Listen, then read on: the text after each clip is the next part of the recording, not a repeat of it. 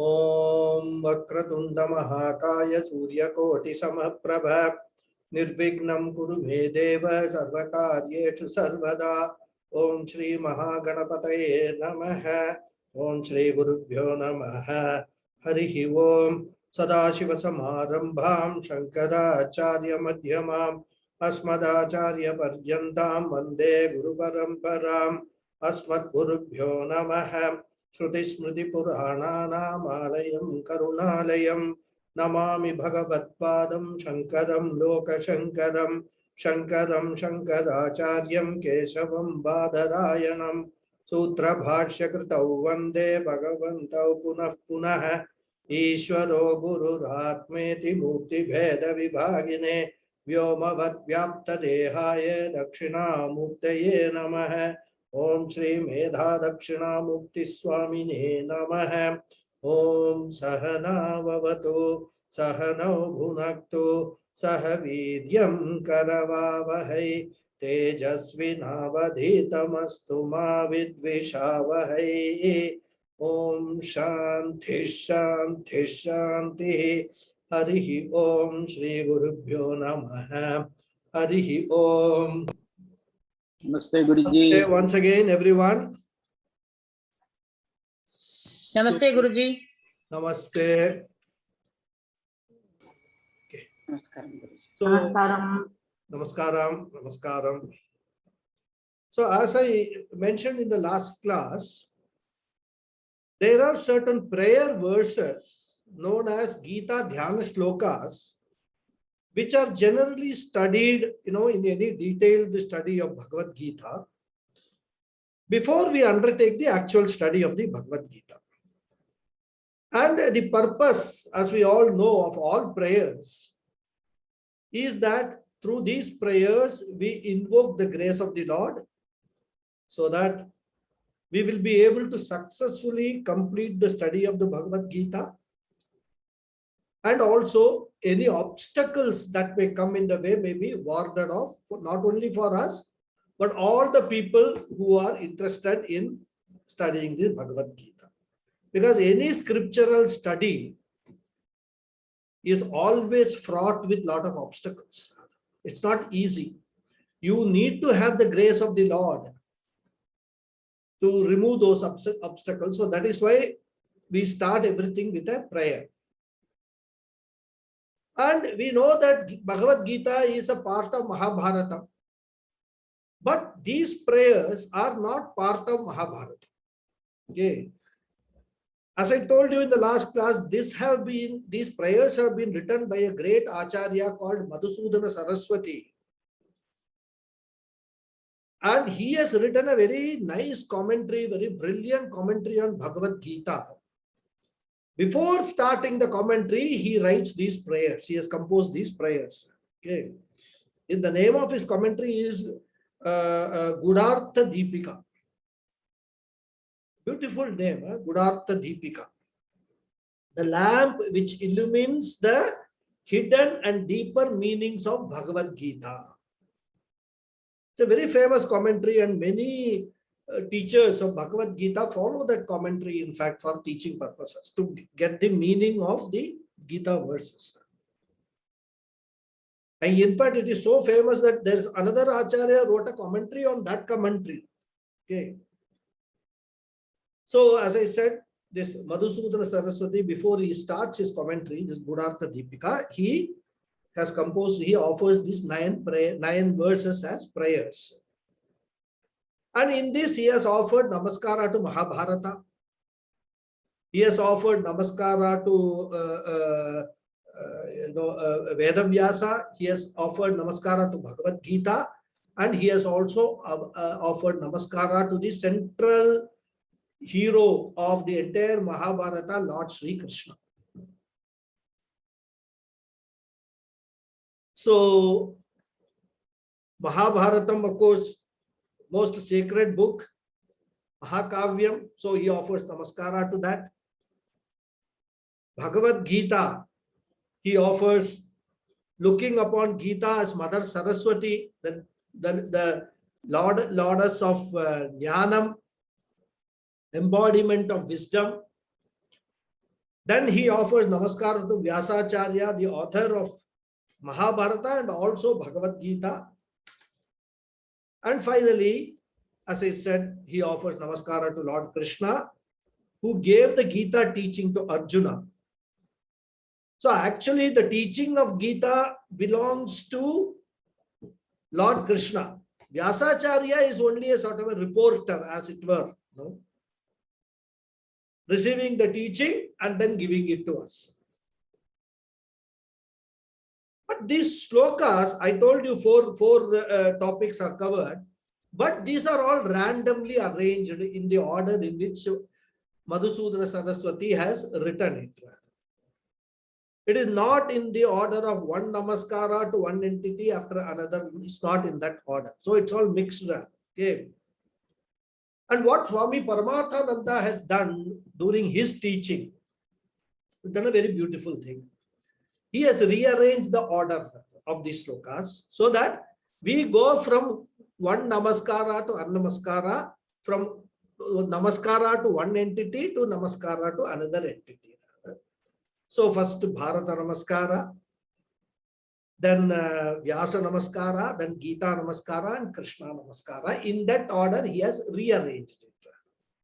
But what we will do is, we will first chant all the 9 verses in the order in which Madhusudana Saraswati has composed them. And then while seeing the meanings, we will follow the order adopted by Swami Paramarthananda. Okay. So now, have any of you learned these slokas? Do you know how to chant these slokas? Okay. What I want to do is, I will chant these slokas, and give a gap after one part of the verse. I want somebody else to chant, after me, so that I know that I have given enough time for everybody to chant. If you do not want to chant, after me, it's no problem. You can mute and you can chant in wherever you are, on mute mode. But at least people who can chant, please unmute yourself and chant after me. Okay.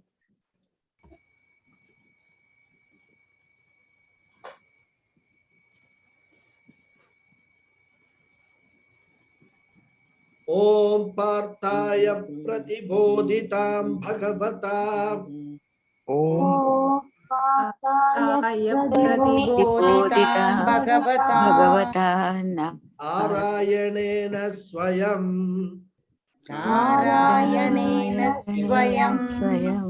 Vyasena Gratitam Purana Munina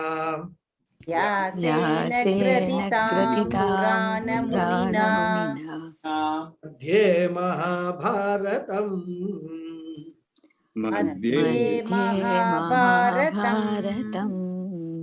Advaitamritavarshinim Bhagavatim Advaitamritavarshini Bhagavatim Ashtadashadhyayinim Ashtadashadhyayinim Amba Tvamanusandadami Ambatvamanusandadami Bhagavad Gita Bhavadveshinim Bhagavad Gita Bhavadveshinim Namostute Vyasa Vishala Buddhe Namoste Vyasa Vishala Buddhe Pullara Vindayata Patra Netra Pullarvindayata Patra Netra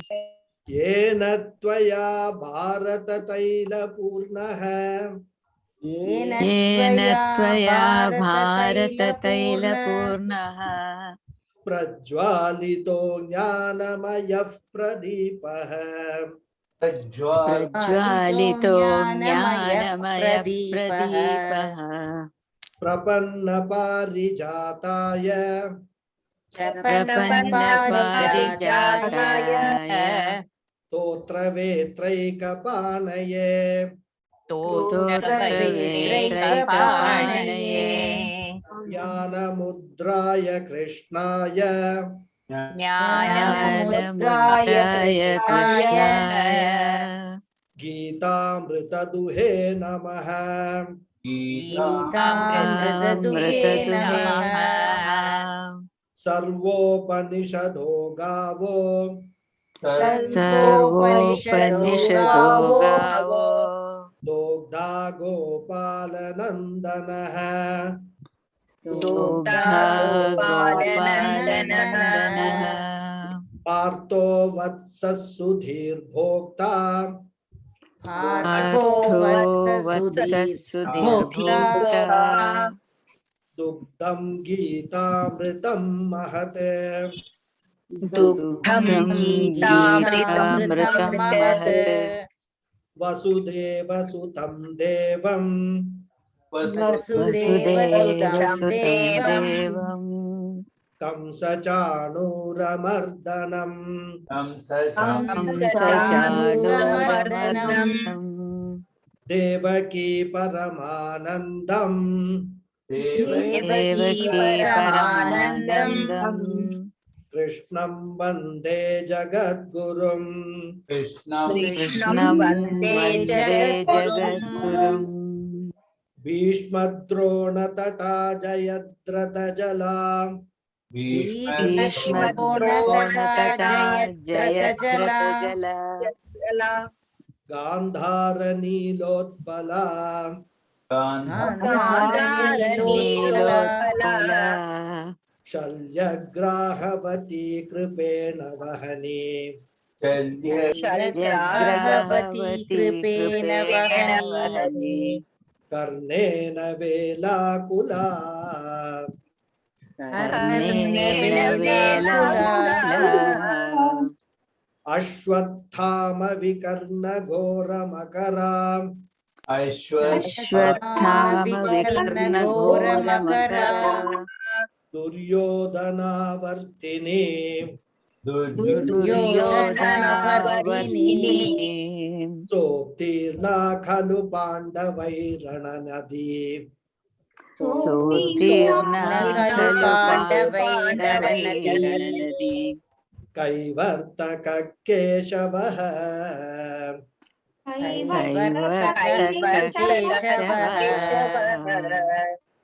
पाराशर्यवचः सरोजममलम् पाराशर्यवचः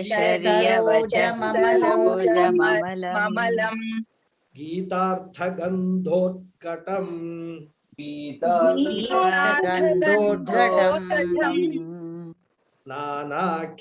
नानाख्यानककेसरं हरिकथा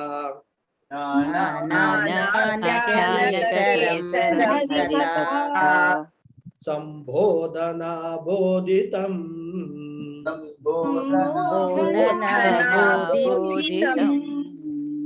लोके सज्जन षट्पतैरहरः लोके सज्जन षट्पदैरहरः पेपीयमानं मुदा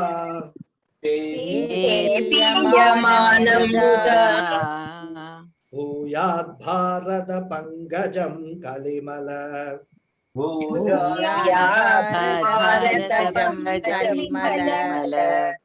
प्रध्वंसिनः श्रेयसे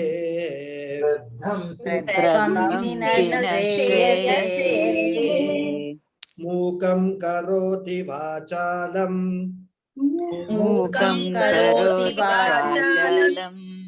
पंगुं लंघयते गिरिम्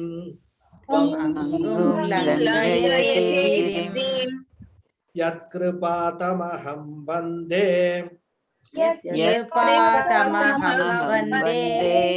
परमानन्दमाधवम् यं ब्रह्मा वरुणेन्द्र रुद्रमरुतः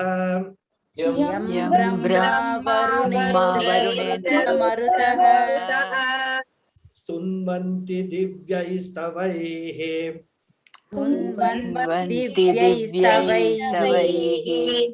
वेदैः साङ्गपदक्रमोपनिषदैः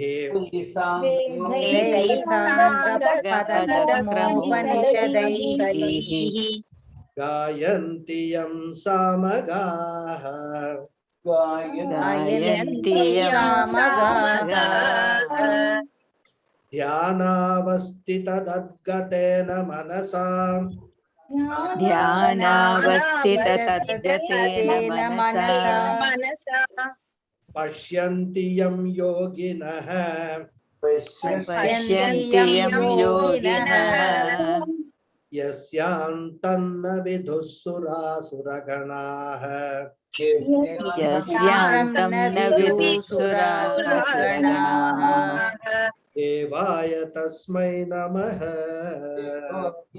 देवाय तस्मै नमः। Very good. Thank you very much. So, in this, the order we will follow, as I said, first we will offer Namaskara to Mahabharata, and which is in the 7th verse. Okay. So I will first give you the meaning of the 7th verse, and then each entity we will take up, and then we'll club all these. For example, there are 5 Namaskaras to Lord Krishna. That we will take it up in the end. Okay. And as I told you in the inaugural class, this teaching is also going to be addressing some needs of my Sanskrit students. But it's very simple, because the slokas are in verse form. If you have to understand the slokas, first the verses have to be converted into prose form.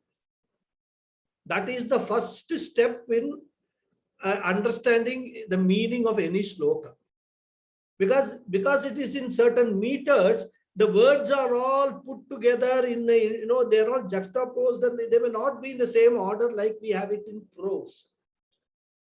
So we have to first convert it into prose. Once we convert it into prose, then we will be able to easily identify what is the verb, what are the nouns, what are the adjectives, what is the main sentence of that entire verse. All these we will be able to identify easily. So those who are not studying Sanskrit and those who are no Sanskrit background will have to bear for for each sloka maybe 30 seconds or 1 minute, so that when I actually tell the Anvaya, it is called Anvaya. Converting verse into prose form is called Anvaya. When I do the Anvaya, I'm not going to dictate. I will just read it. Those who are interested in copying it down and all may please see my video again and then pause it and then write it down. Because we won't have time to write down everything. This is not a Sanskrit class where I can ask you to do that. But I will do the Anvaya. It will be easy for me also to explain the meanings. Okay. So the first one, I will again chant myself only. Don't need to repeat it. And then I will give the Anvaya and then give the meanings. Okay. Parasharya vachasarojam amalam Gitartha gandotgatam Nanakyanaka kesaram harikatha Sambodhana bodhitam Loke sajjana shatpatairaharaha Pepiyamanam mudha Bhuyat bharada pankajam Kalimala pradvamshina shreyase. This is the verse. Now the Anvaya is Parasharya vachasarojam Gitartha gandotkatam Nanakyanaka kesaram Harikatha sambodhana bodhitam Lokaihi sajjana shatpadaihi within bracket iva aharaha muda pepiyamanam Kalimala pradvamsi amalam Bharata pankajam bhuyat na shreyase. This is the Anvaya of this shloka, converting it into prose form. So when you convert it, you know what is the main sentence. The main sentence is Amalam Bharata pankajam bhuyat na shreyase. May the spotless lotus like Mahabharata, right? Bharata pankajam, lotus like Mahabharata, be for our supreme good. Let it bless us. Bhuyat, that is na shreyase bhuyat, nah shreyase bhuyat. Let it be, may it, bring all good things, all auspiciousness, supreme good to all of us. This is the prayer. Okay. So the rest of the words in this sloka are describing the Mahabharata's glories. Okay. First, I will just, I'll go word by word, explain the meaning. Parasharya vachas sarojam is the first. Sarojam means a lake. Okay. Sarojam means born in the lake. Saraha means lake. Sarojam means born in the lake. Okay. In which lake? Parasharya vachaha. Parasharya. Parasharya means son of Parashara is Parashara. Vedavyasa father was Parashara Rishi, called Parashara Muni also. So Vedavyasa is called Parashara. There is a derivation. Parashara Sapatyam Kumar Parashara. So Parashara is the son of Parashara Muni. Like we have got Janaki, Janaka's son, Dasharati, Dasharatha's son. Like that, Parashara's son is Parasharya. Okay. So Parasharya Vachas Sarojam. Vachas Saraha. Vacha means the words. Saraha means the lake. So Parasharya Vachas Sarojam means born in the lake of the words of Parashara's son, that is Vedavyasa. This is the meaning of Parasharya Vachas Sarojam. Okay. Then Gitartha Gandhotkatam. Gandha Utkatam. Right? Which is rich with the fragrance of the Gita Artham, the import, the meaning, implied meaning, Gudartha meaning of Gita. These are Mahabharata's, explanation of Mahabharata. So that is rich with the fragrance of the meanings of Gita. Nana Kyanaka Kesaram. Kesaram, see, Nana Akhyana, many episodes. Kesaram means, these flowers, we have got these filaments, or what they call stamens or something, right? The very thin ones. So a flower is made of those, this Kesaram. So the episodes in the Mahabharatam are all like those filaments or stamens of the flower. So this Bhagavad, this Mahabharata has got many episodes as its filaments. So many stories are there. Then Harikatha Sambodhana Bodhitam, which is expanded. Bodhitam or taught or expanded.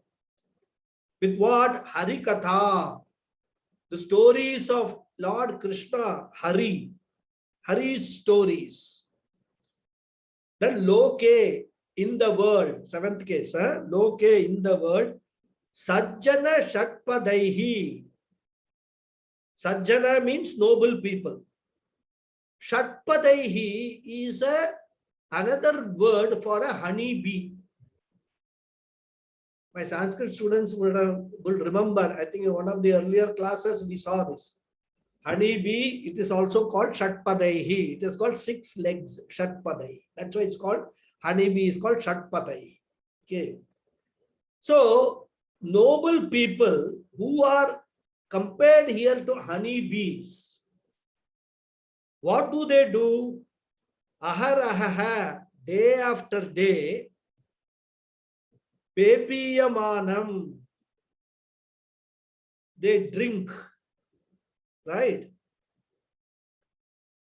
How do they drink? Mudha, joyously. Kalimala Pradvamsi. So, which is the destroyer of the Pradvamsi means to destroy. What? Kalimala, the impurities of this or blemishes of this Kali Yuga. Bhuyat Nashreyase, be for our supreme good. Okay, this is the word meaning, sir. And I'll explain this sloka. So we know that Mahabharatam is a work composed by Veda Vyasacharya, right? And as we have seen, it comes under the scriptural literature called Itihasa. Itihasaha. So Itihasaha is a scriptural literature which is partially based on history. So historical events are taken, actual events which has happened are taken, and they are modified here and there, and some masala is added. You know what is masala? Some spices are added to that. And then a mixture of the fact and fiction is presented as this Itihasa. And we have seen this in all our movies and all that, like Titanic. So many historical movies we have seen. It's the same approach. In fact, the script writers and all today, they have copied from Veda Vyasa only what they have done. Took certain actual events and then added some imaginary events, and then so that make it interesting for people. So in that, that the whole idea of this Itihasa is that while it is entertaining, it also conveys the Vedas knowledge, the knowledge which is contained in Veda. It's a very beautiful presentation, this Itihasa. So the main theme is based on history. The ideas are added here and there. The Vedic ideas are added here and there. Okay. And we have seen the meaning of Itihasa also, I think, in this class also. I think probably there. Yeah, in the earlier class. I think second class or something like that. Itihasa. Iti-ha-asa, right? So that is, that's why I will not repeat it. So Mahabharata stories, the episodes of Mahabharata are supposed to be real events with slight modification and presented in such a way that it deals with the Bharata Vamsha, the stories of Bharata Vamsha, Bharata Vamsha, right? The dynasty of Bharata. The Mahabharata Vamsham, the Kuru Vamsham starts with a king called Bharata. So since it is the story of the lineage of Bharata, it is called Bharata. And since it is huge, 100,000 verses Vyasacharya has written in Mahabharata. Epic. No other epic in the world exists which is so huge, 100,000 episodes. So it is called Mahabharata. Otherwise, the story of the lineage of Bharata is Bharata, and because it is huge, it is humongous, it is called Mahabharata. Okay. So Bharata Vamsha Adhikritya Pravrittam Bharatam is called in Sanskrit. Okay. Voluminous literature. And Mahabharata contains several guidelines, several teachings for people to follow. It talks about ethics, about that is personal ethics, social ethics, political values, logistics. All these are presented through interpretative illustrations, beautiful illustrations. And Bhagavad Gita, having just 700 of that 100,000 verses, is the central theme of the entire Mahabharata. What is surrounding Mahabharata is, Bhagavad Gita is all the build-up before the Bhagavad Gita and the post after Bhagavad Gita, what is happening, right? The result of that. So it's a central theme of the Bhagavad Gita, central theme of this Mahabharata scripture. So let that scripture of Mahabharata, Nahashreyas, let that bring auspiciousness to us. Naha means us, Shreyas means you can say good, auspiciousness, anything which is very nice to have. Okay. Nahashreyase bhuya. Let it be a source of happiness. Let it give us happiness. So may the study of Mahabharatam enrich our personality, transform our personality, help us, the students of Mahabharata, to grow emotionally, intellectually, and also spiritually. These are all the prayers we are offering. And let it be a source of happiness for all of us. And in this, the Mahabharata is compared to a lotus. What kind of lotus is a Mahabharata? Just like in any lotus is born in what? In water. This Mahabharata is born in the water or lake of words. It is a word lotus. Okay. And it springs forth from the words of Vyasacharya. That is what? Son of Parasharya. And lotus is a very attractive flower, isn't it? Even when it is a bud, it is very attractive. When it is opened also, it is very attractive.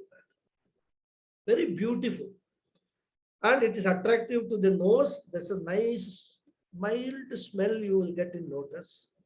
It is attractive to the eyes rather. Right? But there is a fragrance and also beauty in lotus. And because of that, there is honey in lotus. And the bees get attracted to the lotus because of that. And they suck the honey from the lotus flower. And when they do that, they do it very joyously. And in fact, poetically speaking, the humming of the bees can be compared to singing of some person, some noble person who has drunk the honey of Mahabharata. That is the poetically, beautifully, yes. And so the humming of the bees is like, singing the glories. So catering to the eyes, catering to the nose, and catering to the taste also. That is the lotus flower, beauty of the lotus flower. And it is called Pankajam. Pankajam basically literally means that which is born in water rather. So, but normally Pankajam, we use it in the context of a lotus flower. So Mahabharatam is compared to a lotus, and Bharata Pankajam means a Mahabharata lotus. Okay.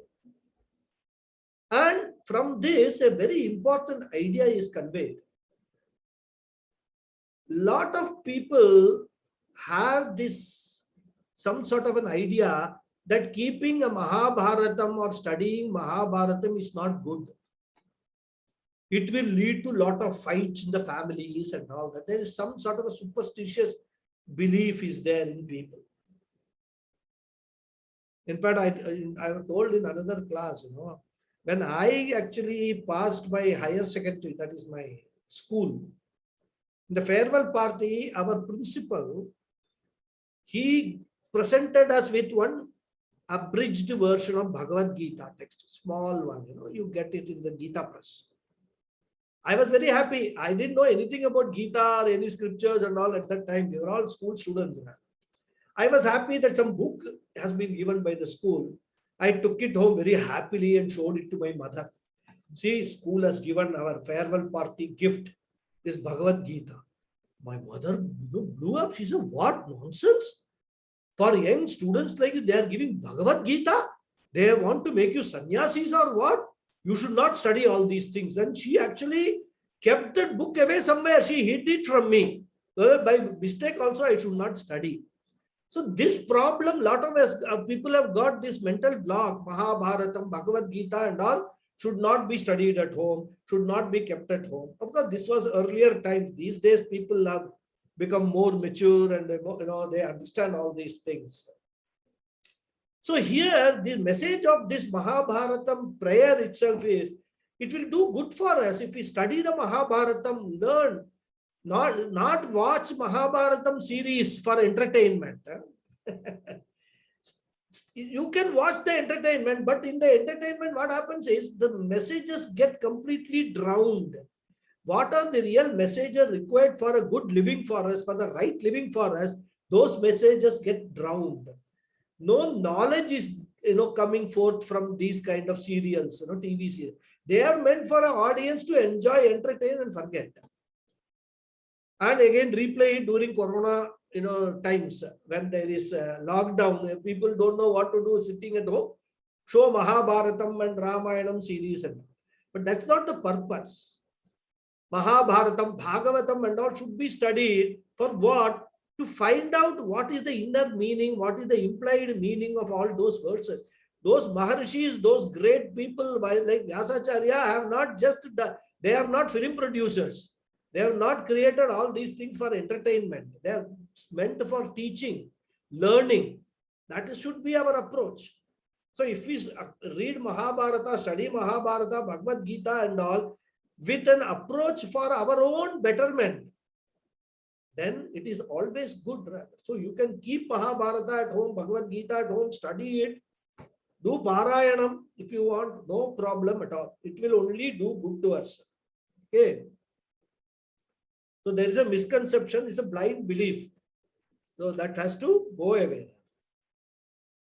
So Mahabharatam study, Gita study is actually auspicious for everyone.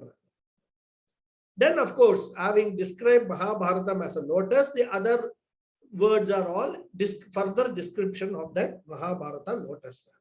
The glories of that Mahabharata. So as I already said, Vacha Parasharya Vachas Sarojam, the lotus born in the pond of the words of Vyasacharya. So if Mahabharatam is compared to the lotus, the words of Mahabharata, words of Vyasacharya are compared to the pond or the lake or whatever you can call the Sara. So Vachaha basically means words. Vachaha means actually the organ of speech. That is called Vachaha in Sanskrit. But here it is poetically used in the form of the words which come out of that organ. Okay. Then how it is amalam. It is pure. No malam, malam rahita. Free from all impurities. It's a pure lotus. Like a pure lotus, Mahabharata is also pure. Panka basically means slush, muddied water. That is Panka. And Jam means that which is born.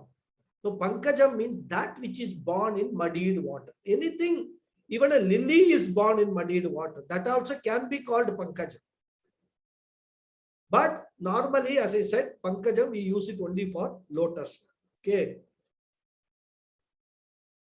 So even though the water is slushy and full of dirt and impurities, the lotus is born in that, doesn't have any impurities. It is beautiful. Right? Born in the slush, it is beautiful. So just as the lotus is pure, Mahabharatam is also pure, without any impurities. Amalam. No dosha is there. Amalam, you can also say Shuddham, meaning you can take. So it's pure in terms of teaching, without any defect in terms of language. It is also, so in terms of language also, it is pure. Okay. No content defect, grammatical defect, nothing is there. Therefore, it is Shuddha. I don't know how many people know this story there's an interesting story of how Mahabharata was written by Vyasacharya. Because he was composing, this whole Mahabharatam was coming into his head very fast, and he was narrating, but nobody could take it down. No, it was, there were no stenographers like we have these days, but even those stenographers, the best of them could not do it. So Vyasacharya is supposed to have approached Lord Ganesha. Then Lord Ganesha, of course, is very, what would they say, strong. So he said, can you help me by writing down whatever I am, the slokas which I am reciting? So Ganesha said, no problem, but I have one condition. What is that condition? Once I start writing, you must not stop.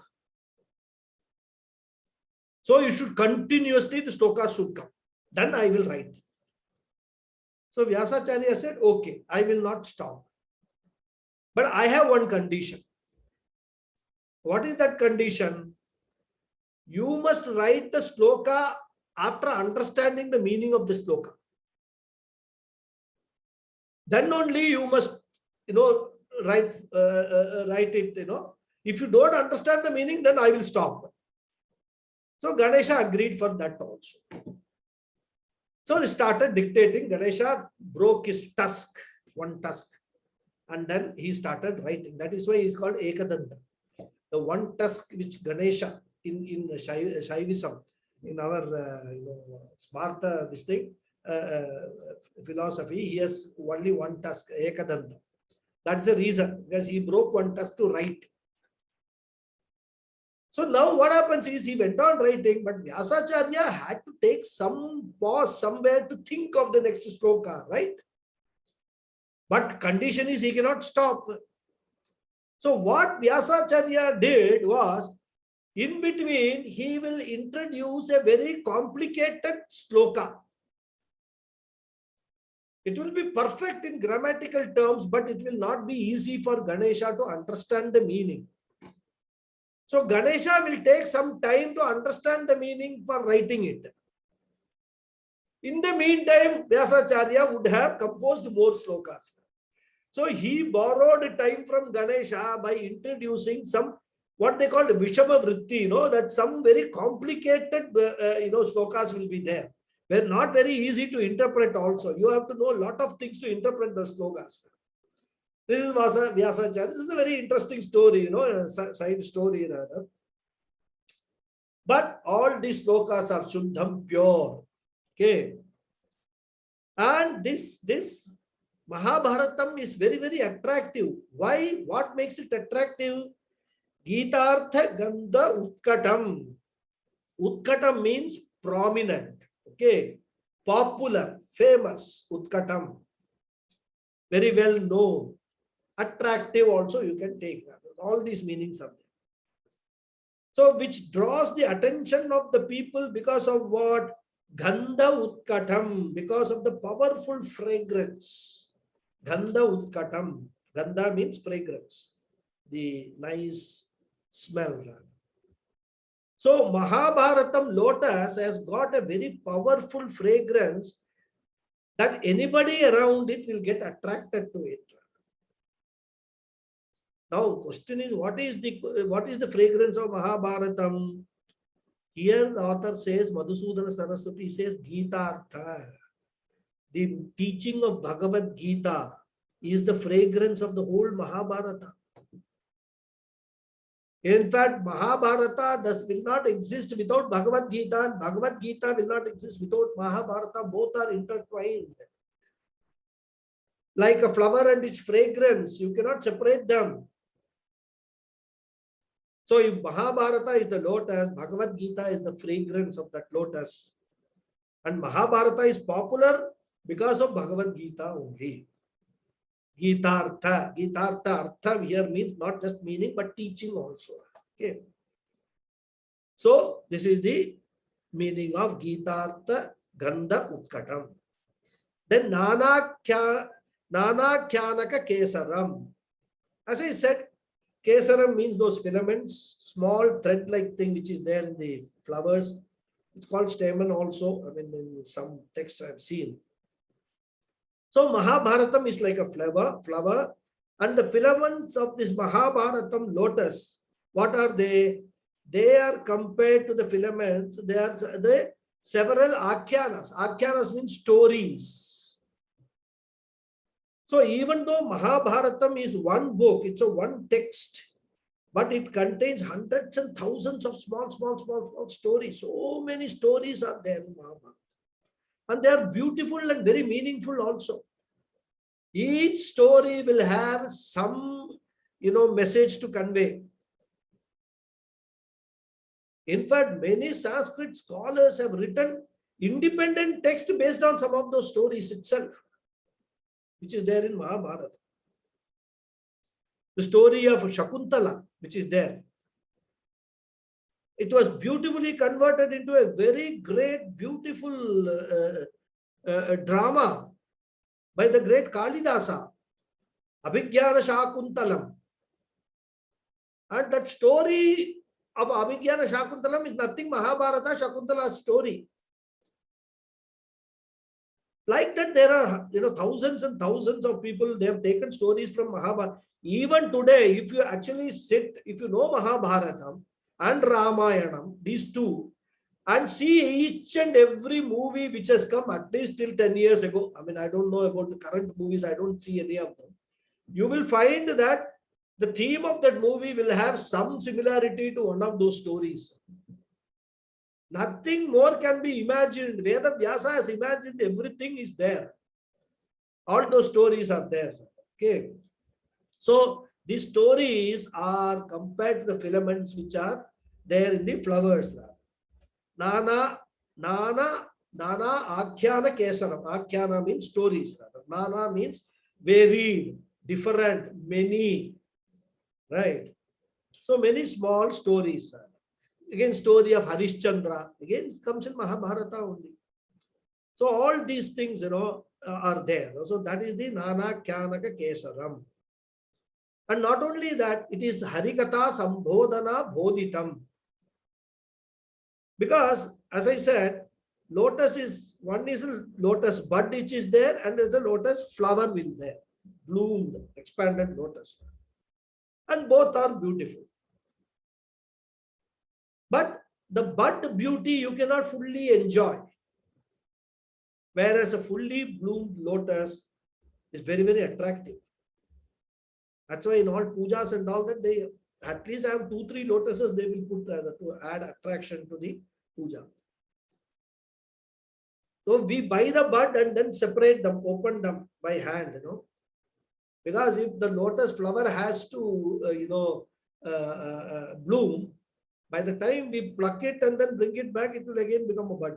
So normally people, what they do, they pluck the bud and then open it with hand. But that's not as beautiful as it is naturally bloomed. No? So Mahabharata is like a fully bloomed lotus. Expanded lotus. Expanded with what? Harikatha Sambodhana Bodhitam. Abodhitam means expanded, right? That is blossomed or bloomed, whatever you can call. Through what? Sambodhana. Sambodhana means narration, uttering. Narration of what? Harikatha, the stories of Hari, the stories of Lord Krishna. So even though Mahabharata deals with the story of Bharata Vamsha, but it is often filled with stories of Lord Krishna, and so many, right from his childhood till the end of Mahabharata, till the end of Krishna himself. Krishna lived 125 years in Dwapara Yuga. Today, if somebody lives 100 years, we celebrate very greatly. But this was the age which was a normal age for people in Dwapara Yuga. In fact, when Mahabharata, this Kurukshetra war was fought, what was the age of Krishna and Arjuna? Can anybody make a guess? Krishna was 89 years old. Arjuna was 90. 84 years old. So, but it is a comparative. I mean, if the longevity of life is 125, then 84 is middle age, right? Anyhow, just all interesting tidbits here and there. So, this Mahabharata is filled with stories of Lord Krishna, his exploits and everything rather. So it is like that, and expanded into 100,000 verses. And not only that, Sajjana Shatpadaihi Pepiyamanam. So as I said, when the flower is there, honey will be there, bees will come and drink the honey. Similarly, Sajjana noble people, they drink this essence of Mahabharata joyfully, muda, joyfully, happily, right? And then they get all the knowledge. Because it is said that what is there in Mahabharata is not anywhere else in the world. What is there in the world is all there in Mahabharata. This is the glorification of Mahabharata. It is said like that, right? Religion is discussed, philosophy is discussed, psychology is discussed, politics is discussed in Mahabharata. Not left anything which is relevant for human living. That's all. I mean, you should not ask whether Mahabharata contains geology, this, that, and all. So, the meaning, whether geology is necessary for human life is a question. Whatever is necessary for human life, both in terms of physical, spiritual, emotional betterment, it's all there in Mahabharata.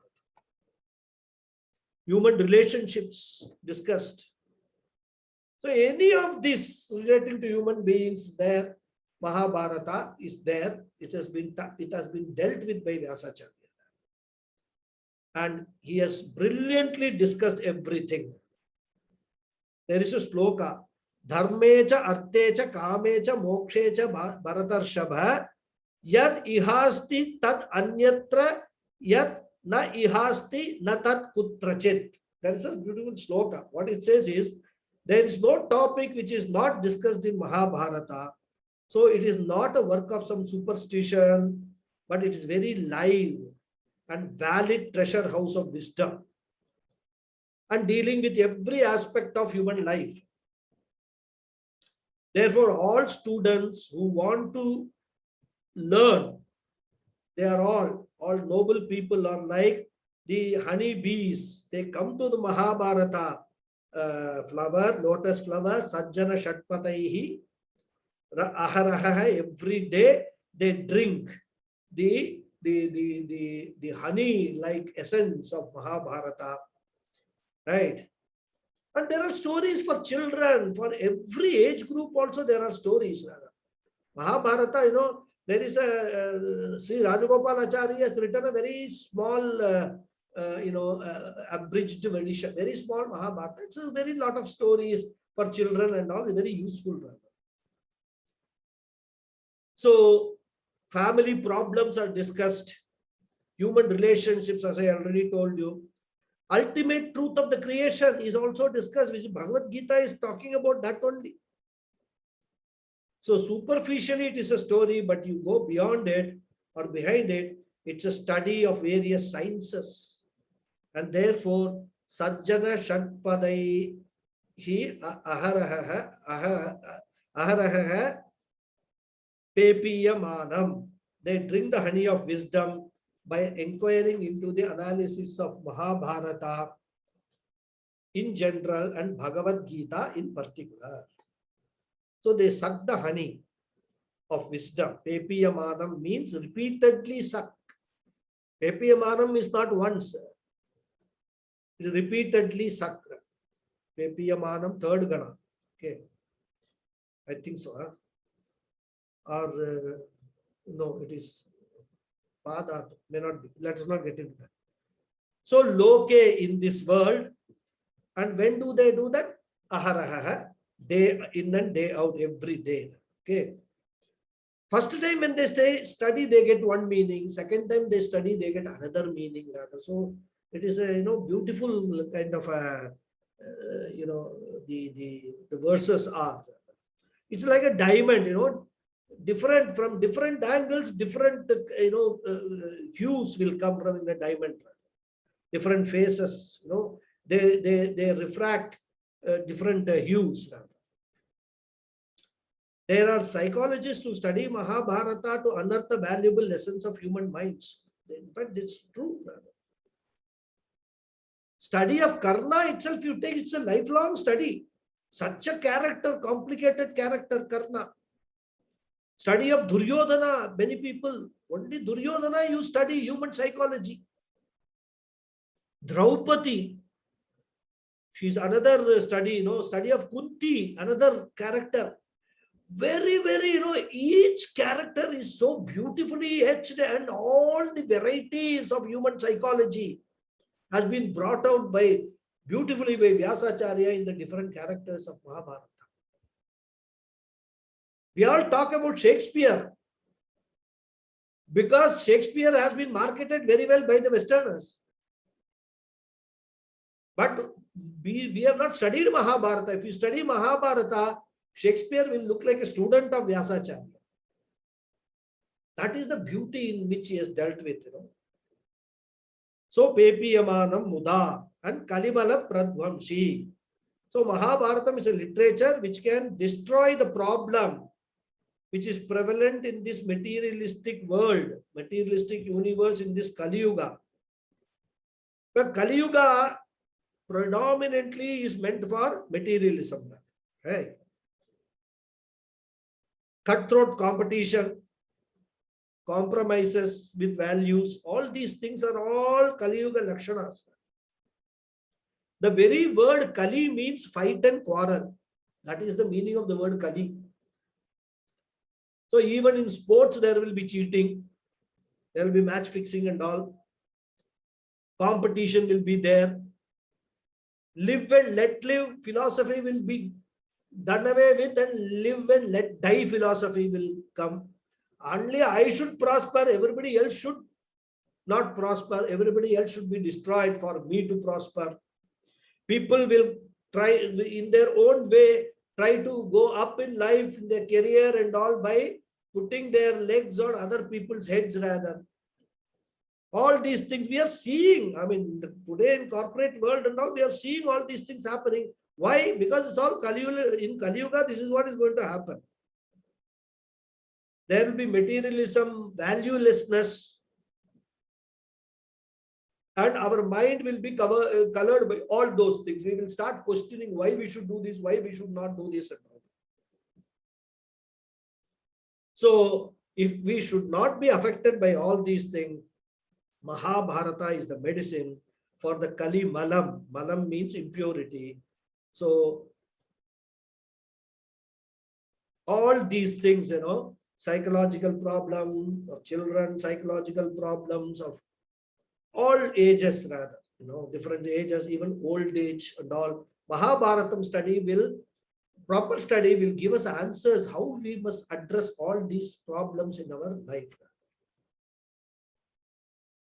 So this is the prayer for Mahabharatam. Nashreyase. May it strengthen us. May it bring us all auspiciousness, strengthen our family, strengthen our society, and keep us away as much as possible from all the evils and ills of Kali Yuga. Okay.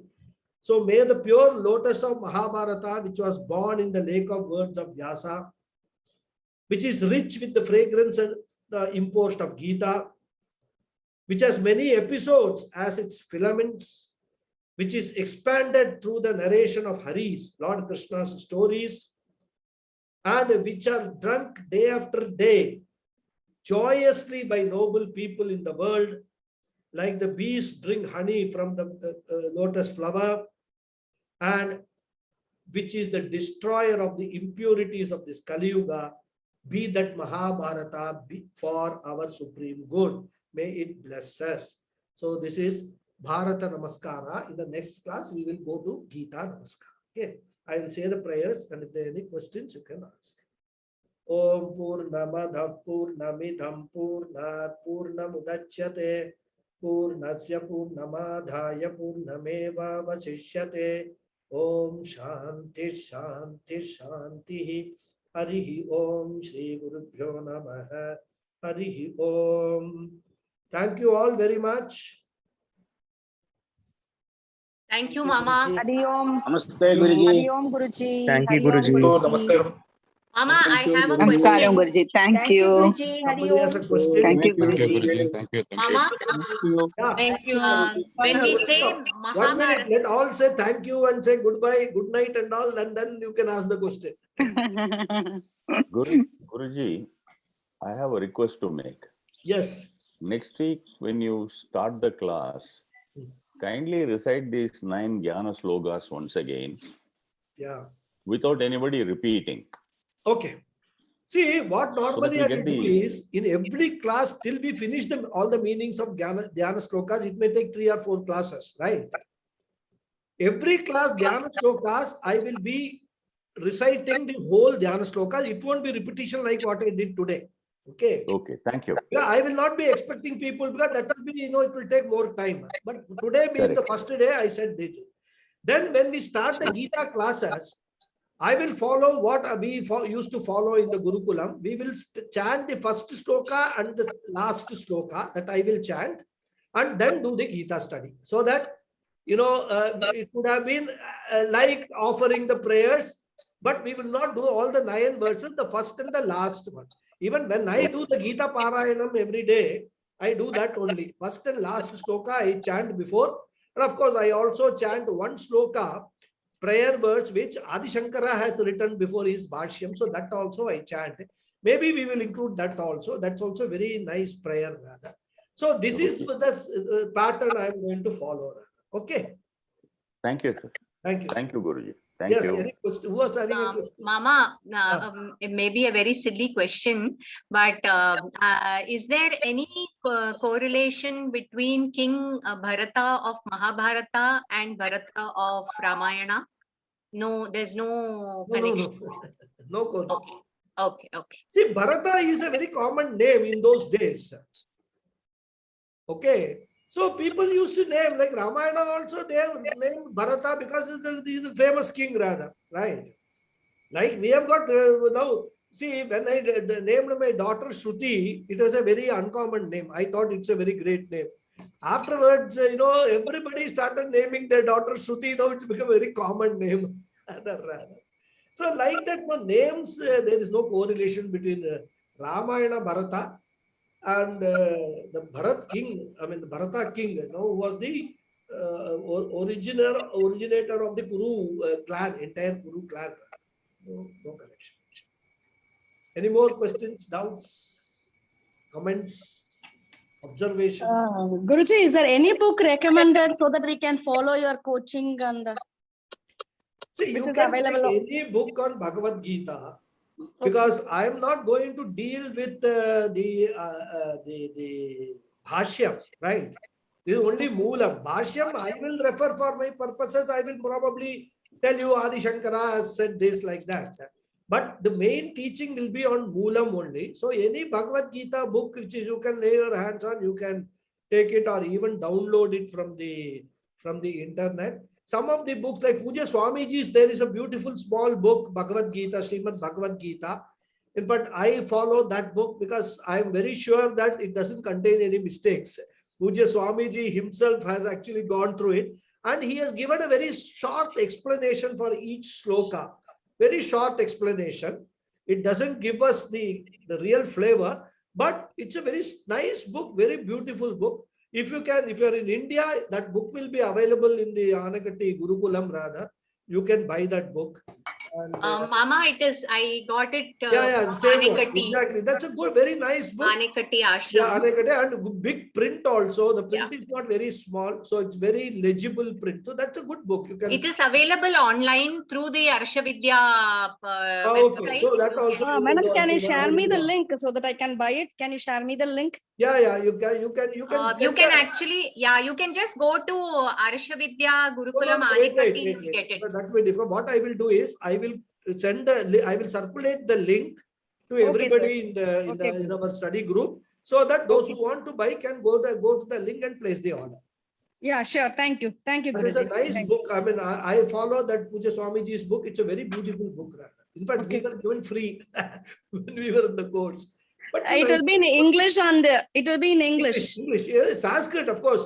Okay. It is in Sanskrit, in Devanagari, then it is in English? English. The transcription is there and the meaning is there. All these things there. So no Okay. problem. Okay. It's a very- Guruji, Yeah. the Gunarth Deepika by Sri Madhusudana Saraswati, is it available or is it a difficult text to follow? It will be very difficult to follow. It's all in Sanskrit, number one. And it's a bhashyam, you know. It will be, I mean, one, if you do not have a very good handle of Sanskrit language, I mean, at a scholarly level, you should not study the commentaries. Okay. You will not understand anything rather, because in commentary and all, they go very deep into word analysis, grammatical analysis, Tarka Shastra, Nyaya Shastra, everything they bring in rather. So those are all major scholars. I mean, we are all nothing in front of them. So if we can study, provided we have a guru who has studied and who can teach us, then we can study. But even when we were in the course, on this, if you take Bhagavad Gita, Madhusudana Saraswati's commentary, and that commentary to understand, there is another commentary which you have to study. All that one full lifetime, daily study. So let us just not get into that at all. Because even when we studied, our gurus used to quote from that. Madhusudana Saraswati has said like this. Or, there are so Ramaraya Kavi is there. He also has written a very beautiful thing on Bhagavad Gita. There are so many people who have written beautiful commentaries. That's why Bhashyam literature is a very, very important part of our entire literature, library. Many people have written. So we take here and there from then, and we then, our Acharyas like Puja Swamiji would have studied all that. And then he would have bought all the ideas which are there and given in his own commentary on Bhagavad Gita. Even Puja Swamiji's Bhagavad Gita, if you have to do a proper study, it's 9 volumes. You can imagine, he has gone into so much detail. We won't have the time or patience for that kind of indulgence. That's all completely you have to be committed. No, the sannyasa is the only way. You have to give up everything and only do the study. Moksha Shastra, that is the only way. For all of us who are all part-timers, part-time this, part-time that, part-time Gita, part-time something else, part-time television, for us, what we are doing is the best that we can do under the circumstances. That also people find it difficult. I have got 58 or 60 people registered for this course. You just watch how many people attended. Not more than 30, 35 people. So as Swamiji used to say, we are all Indians are Aramba Shura. Whenever something new is announced, we want it. And especially if it is free, no problem at all. Just register it. What does it, how does it matter? Then attend, not attend, there is no commitment for that. Few people who are committed, they will regularly attend. I am happy with those people. And everybody asks me, I want to register. I say, okay, register. No problem. But of course, some of them, sometimes, occasionally, they may find it some inconvenience, which is understandable. But then I have also said that, I will circulate the videos. So why should I attend this class? I can watch the video at my leisure. During this Saturday evening time, I have got a very important serial between 6 and 7, which I have to watch.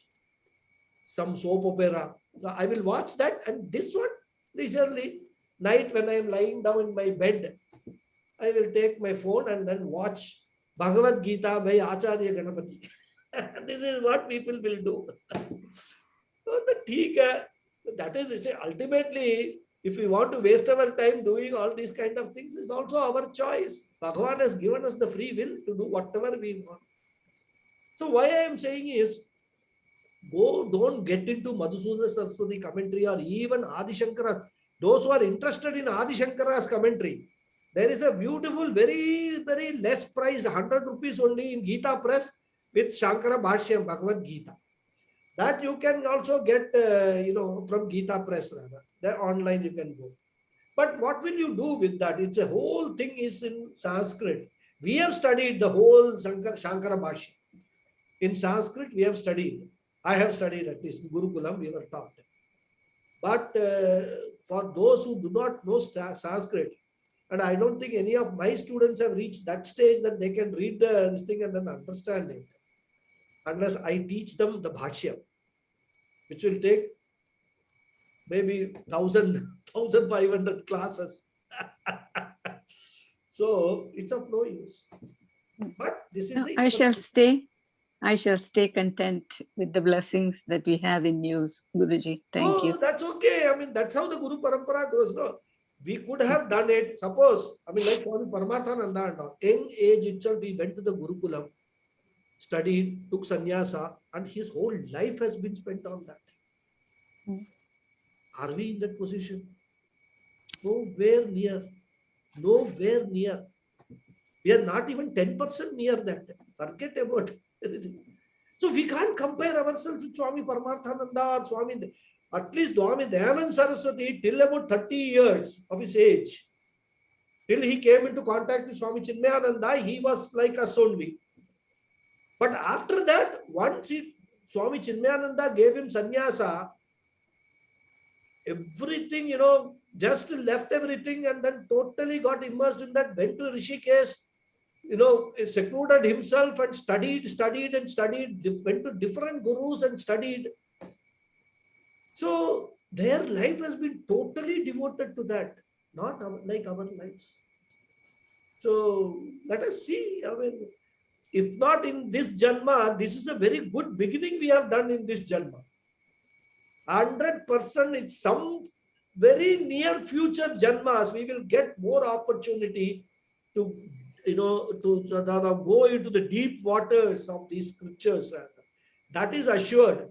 There is no doubt. I mean, that's a guarantee one can give on stamp paper that it will happen. Bhagavan Krishna himself gives in Bhagavad Gita. So what else we want? So that will happen. So even if we don't completely, we get the message of Krishna, and we don't get moksha or the knowledge, jnanam, and then we are able to abide in that knowledge in this Janma. Don't have any stress or tension. As he tells Arjuna, we will start off from where we have left off in this Janma, in the next Janma. By that, one more guarantee is there. Next Janma, we will get a human birth, because it can be done only in human birth. So there is one more, there is a what they call it, a hidden guarantee in what Krishna says. So that much we must be satisfied. And if we have the strong desire to study Madhusudana Saraswati, Adi Shankara Bhashyam and all, 100% you will get an opportunity in one of the Janmas to do that. That much guarantee is there.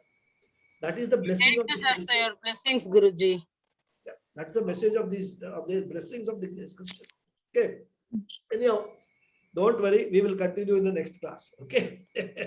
With the prayers. Okay. Hariom, any more questions? Any more this thing? Can I close the session?